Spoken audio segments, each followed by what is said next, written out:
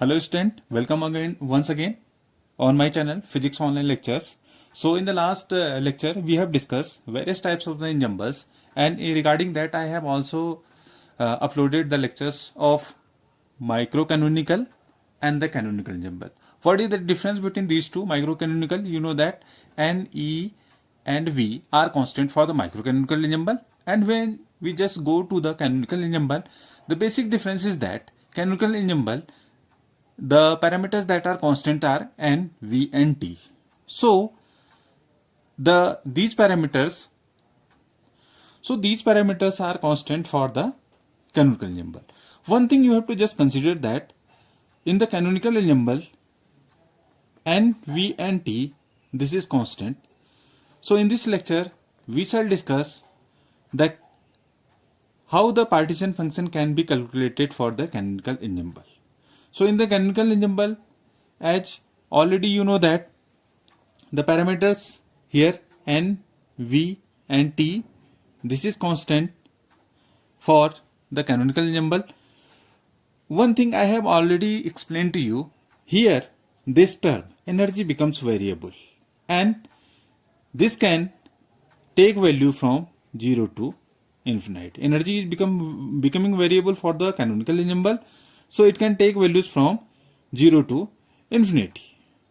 So in this lecture we are discussing here the partition function for the canonical ensemble. For this you have to consider, we have suppose this system A, which are represented by the energy values and temperature T, and suppose we have a heat reservoir A dash, in which our system, this A, is immersed in the heat reservoir which have a large heat capacity.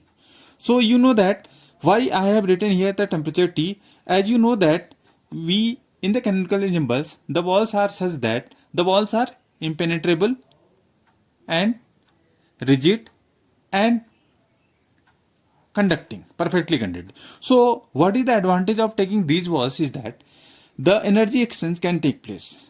So at a certain time in equilibrium, they will attain the same temperature. That's why I have written for the system it is temperature T, and at the same for the reservoir A dash, the temperature is the same, means they are at a common temperature T, and both the system I am mentioning here A, this is our system, and reservoir A dash, we have for the composite system are allowed to exchange energy, keeping system and heat reservoir in equilibrium at a common temperature. That's why I have the common temperature T I have represented in my figure. And what is this figure represents? It represents heat reservoir A dash at equilibrium with system A at temperature T here. Now I have earlier mentioned that heat reservoir is very large, having a very large heat capacity. Now one thing you have to also consider that now their energies become variable and could have at any time t values between 0 to E naught here. As I have earlier mentioned to you that what is the parameter? Energy is going to be variable and it can take from values from 0 to infinity. So at any time the values are represented by 0 to E naught, where what is E naught here? E naught is the energy of the composite system. As for the composite system, this is our composite system, which is combination of A plus A dash. What is A here? It is our system and it is A dash. A dash is the heat reservoir, large heat reservoir which we have taken, and for the composite system. And what is E naught here? One thing question is, what is E naught? This is the energy of the composite system. What is it? It is the energy of the composite system, as I have mentioned in this one, E naught. This is the energy of the composite system.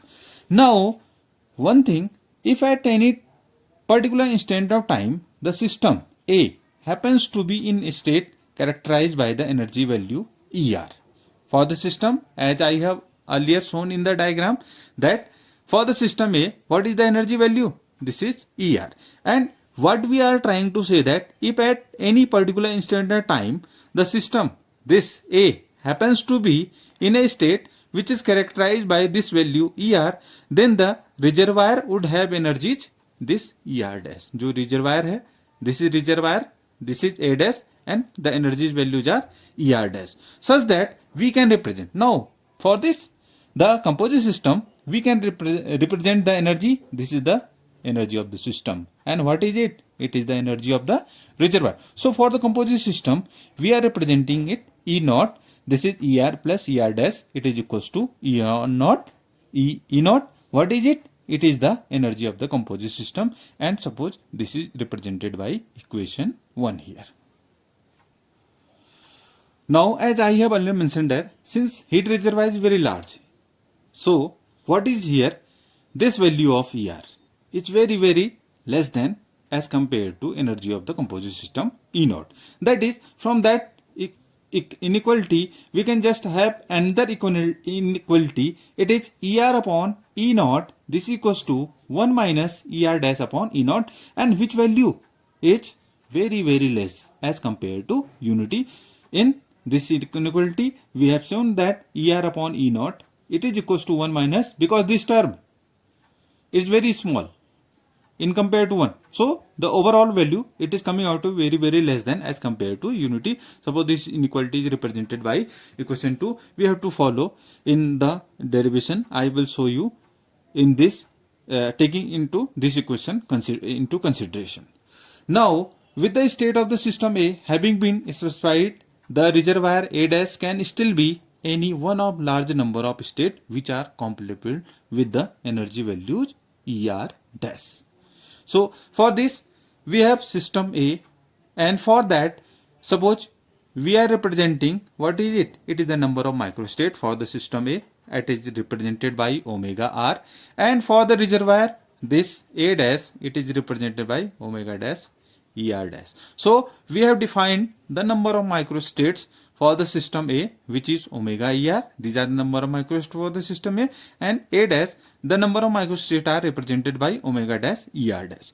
As per what equipriori probability, so what does it represent? It represents different microstates are equally likely to occur.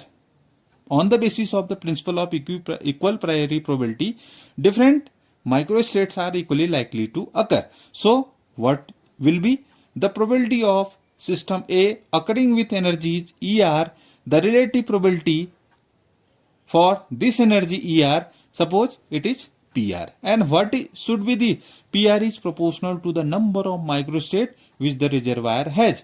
So reservoir has number of microstate A dash. What are the number of microstate? This is omega dash ER dash. So the relative probability PR is proportional to omega dash ER dash. So we can write it as omega dash. What is the value of ER dash? As I have already mentioned, this is ER plus this is ER dash equals to E naught here, E naught composite system. So in place of ER dash, we can write it as E naught minus of ER. And by this inequality, which I have earlier told you, by this inequality, in equation, it is here 2, we can represent and expand around this ER dash equals to E naught, which means that around we are just going to expand this equation. हम क्या कर रहे हैं? इसको expand कर रहे हैं by keeping in consideration this inequality which is represented in equation 2, keeping this into consideration and expanding around this ER dash, which means that around ER this equals to 0. Again, as we know that omega dash is a very large number because it is a number of microstates, and for the reservoir it is a very large number which varies very rapidly, which is going to vary very rapidly. So we have to consider a slow varying function. So we should have take logarithm of this function because omega dash is a very large number which are going to vary very rapidly. So it is more convenient to deal with the logarithm of this function, which is a slowly varying function. So that's why we have taken here the ln of omega dash ER dash, because it is a slow varying function, because omega dash is very rapidly it was changing, varying. So in this consequence, we can write this is ln of omega dash E naught plus del of ln omega dash upon del E dash ER dash minus of this E naught plus another expansion is also possible. We are just expanding around ER dash equals to E naught. In this is suppose equation 4 here. So we will have to solve this equation, and now we can have this ln of omega dash er dash, we can write it as this is ln of omega dash e naught. This is our first term which is already mentioned here. From where it is coming? It is coming from the expansion around this, as I have earlier told you, er dash equals to e naught के around expansion जो किया था, keeping er equals to 0, around er equals to 0. So we are leading to this equation ln of omega dash e naught plus this del ln omega dash upon this del e dash, and this is minus er, because er dash equals to e naught. In this case, now if you just go to this equation, del ln omega upon del e, if you just recall a parameter which is called the beta parameter. And what is the beta parameter? This is the parameter which are for the two systems to be in thermal equilibrium in statistical physics. So for this, we are introducing this term as a beta parameter, as I have earlier mentioned in our previous lecture. So you can have the knowledge about this beta parameter when I have studied about the thermal equilibrium conditions. Then beta parameter is represented by del ln omega dash upon del e dash. This is equals to beta dash. It is equals to 1 upon kt dash, as I can write. And this is equals to del ln omega upon del e is equals to beta. This is equals to, this is our proper definition of this beta parameter. So if we just going to solve it, this ln of omega dash, this quantity is constant because it is a number. That's why I am representing it as constant here. Plus this is beta dash. That is from this definition of beta parameter, this term del ln of omega dash upon del e dash is beta dash, and it is multiplication with minus er. That's why I have written. So we can have ln of omega dash er dash. This can be written as this ln of c, some constant, plus this beta, because at equilibrium this beta dash equals to beta. That's why I have written here beta dash की जगह I have represented it as beta. Beta times of minus er. Suppose this is equation 6. Now from equation 3 and equation 6, this is our equation 6. And what is equation 3? As you can just see, what is it?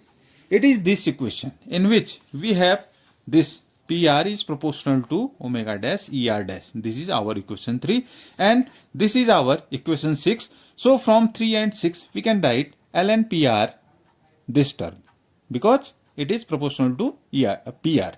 So ln PR this is equals to ln C plus beta times of minus of ER.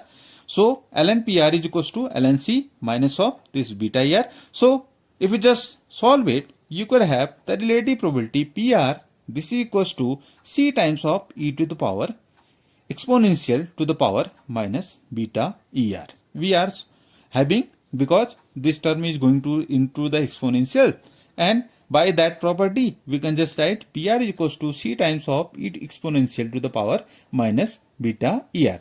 As you know that sum of all the probability must be equals to 1. Now we have this constant C and we can remove this constant by assuming or normalizing this equation. We have to normalize this equation and we can do that by only considering that the sum of all probabilities must be equals to 1. What is meaning to sum? V is just summation of the relative probability must be equals to 1. By normalizing this equation, we get the values of this constant C which has appeared in this equation 7. So, as I have mentioned you, sum of all the probabilities is equals to 1. That's why we have written here summation R PR this equals to 1, and from here summation R C times of exponential this C e to the power minus beta ER equals to 1. From that we just leave to this value of C and it is equals to C is equals to 1 upon summation R e to the power minus beta ER. So this is the value of the constant which is appearing in this equation, and we have the value of this C is equals to 1 upon exponential R e to the power minus beta ER here. Now we have obtained the value of C and what was is coming out to be summation r e to the power minus beta r. This is the value of c we have obtained by normalizing equation 7, and we have obtained the value of c which was appearing in that equation. So in that equation we have obtained the value of c, and we are going to place this value of c in again the equation 7, which was PR is equals to c e to the power minus of this beta here. So in this, if we just place the value of c in this equation, this is what our equation 7. So if we just place in this place of c, we could have this probability PR is equals to e to the power minus beta ER upon this summation r e to the power minus beta ER. What is summation means here? Summation means is that it is over all the states which system A can take. Summation means that it is over all the states which system A can take here. And now this equation PR is canonical distribution function which provides the probability of the system in state with energy ER, because the energy in the system is what? ER. And what is it representing? This equation is representing the canonical distribution function which provides the probability of the system in state with energy ER. Now this term in denominator, it is very much important factor, and this factor in the denominator in this equation summation r e to the power minus beta ER represents the partition function which is represented by z. In some of the books you will just see this notation z, and what are the parameters fixed? J, N, V and T here. Number of particles, volume, temperature. Or in some of the books you will see by it is represented by Q. I am for our consideration, I am taking it as Q here. That's why I am some of the notations you will see that I will use Q and VT. It is called the partition function. It is called the canonical partition function or canonical sum over the states. You can just say it is sum over all the states or canonical sum over the states. What does basically partition function indicates? You can generally say that this, I will just tell you before that this I have written here Q and VT. This is equals to summation r e to the power minus beta ER. It is called the canonical partition function. And for the canonical partition function, canonical ensemble, we have obtained the partition function and it is e to the power minus beta ER. As you just remind our lecture in which we have represented that in the cases statistical distribution are proportional to e to the power minus beta h of QP. Now you will just obtain that type of the ensembles were called the canonical ensembles, if you just remind here. And in the cases when this row was constant, these were known the microcanonical, and these are the examples of the canonical ensemble. Now this you can just see that partition function we have obtained. It is summation r e to the power minus beta ER. What is ER? This is the energy here. And what is HQP? E to the power minus beta HQP. Again it is the Hamiltonian. As I have told you, Hamiltonian is sum of the kinetic plus potential energy as we have represented. Now one basic point comes into mind. What is the partition function means? Partition functions, you can just explain it by saying that partition function is how the partition are partitioned among the various energy states of the system, because there are various energy states in the system and how this energy has been distributed in various states. So this partition function indicates that how the partition are partitioned among the various energy states of the system. This is the definition of the partition function. Partition function, again I just remind you, this is how the partition are partitioned among the various energy states of the system, because in the system there are various energy states and this energy is going to be distributed among the various states. So the partition function is representing how the partition of energy has been for the various energy states of the system. This is called the partition function. It plays a very crucial role if you just find out the partition function of any of the system, then you can easily elaborate all the properties of the system, all the thermodynamical properties of the system. Again, in next lecture, I will just show you there is a definite relationship between the partition function and Helmholtz free energy. And we have also seen that with the help of combined form of first and second law of thermodynamics, we have defined various thermodynamical parameters in terms of entropy. Then if we just calculate the entropy by considering this Helmholtz free energy expressions in terms of entropy, you can have various thermodynamical parameters you can explain.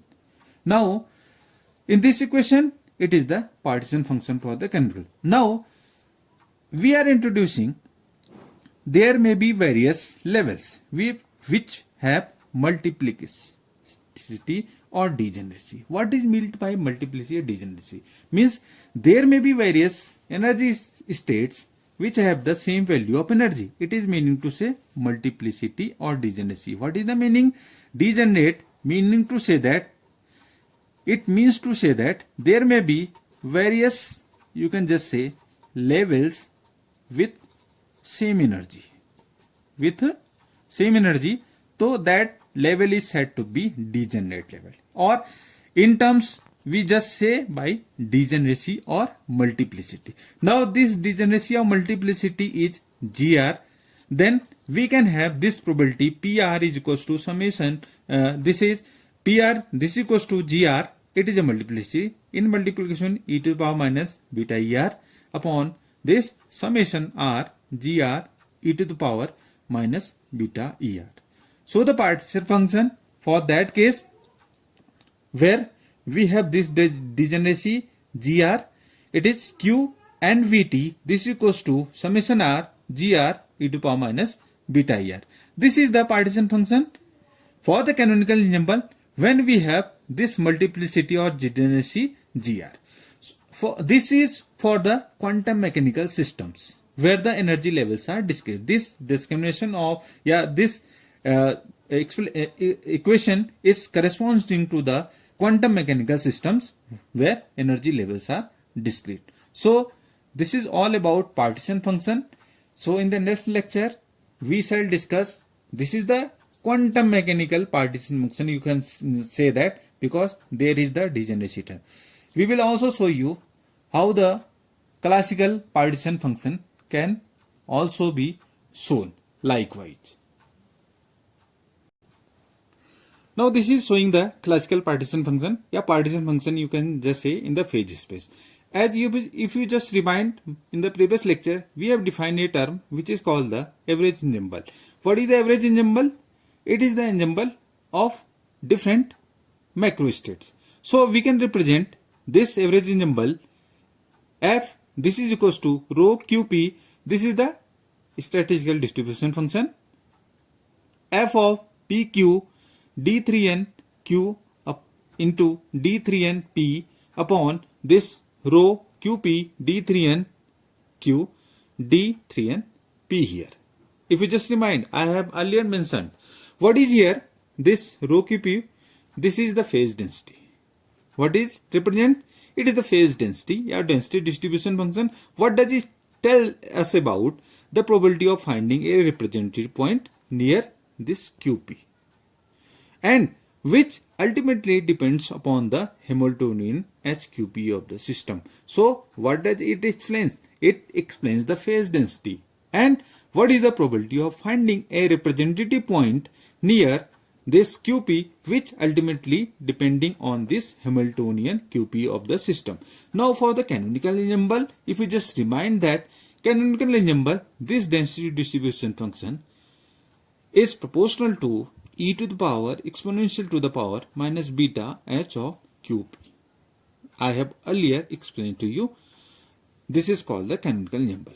So we can have, in place of rho QP, we can just write e to the power minus beta h QP in this average ensemble. On instead of this rho Qp, we can just put this value of rho Qp in terms of this Hamiltonian, because this is the term which is depending on this Hamiltonian. That's why we have represented like this here.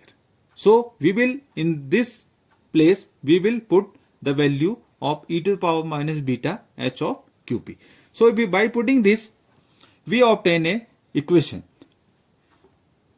We will have integration e to the power minus beta h Qp f of Qp d3 and q d3 and p upon whole divided by this integration e to the power minus beta h Qp d3 and q d3 and p. Now if you just remind that, again it is representing the partition function. Like how I will just show you this, you can have this partition function provide phase space volume by replacing d3 and q d3 and p. If you just replace by d3 and q d3 and p upon this factorial n s to the power 3n. If you just replace by this, what is represent? The distinct number of quantum states d3 and q d3 and p upon factorial n s3n.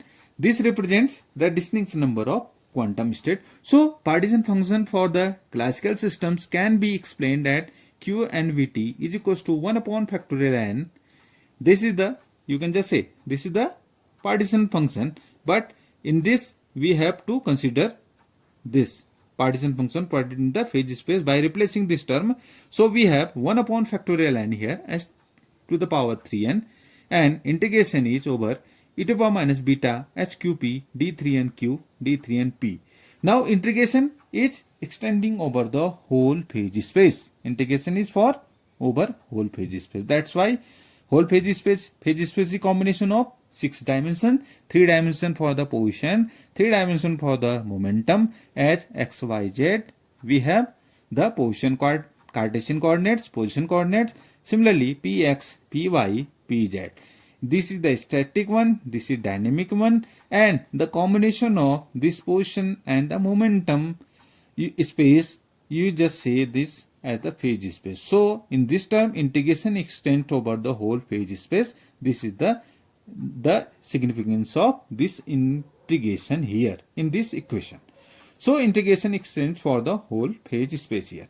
Now one thing you have to just consider, first thing, we will just calculate the partition function for a single particle. Now you know that a system is a collection of large number of particles. So there may be n number of the particles in the system, because a collection of large number of the particles, n number of the particles may be in the system. So what you will do, first we will calculate the partition function for the single particle, and we generalize for the n number of the particles. This q n vt is equals to q1 vt to the power n. This is the case for distinguishable. This is for the case when the particles are distinguishable. And this q n vt, this is the partition function. This is equals to q1 vt to power n upon factorial. This representation is for the indistinguishable.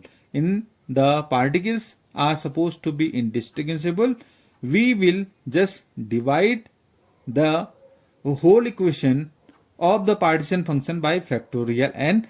Then we will have the particles which are indistinguishable. It is represented by this equation. So in this lecture we have discussed that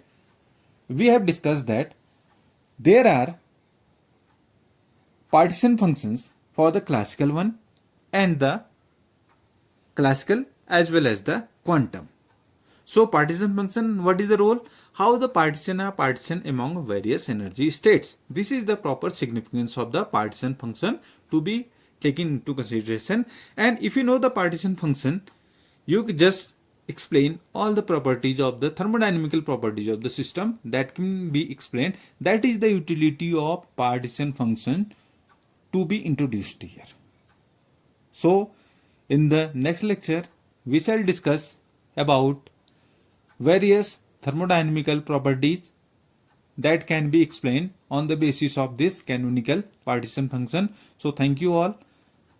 Please subscribe the channel and for the upcoming lectures. Once again, thanks to all.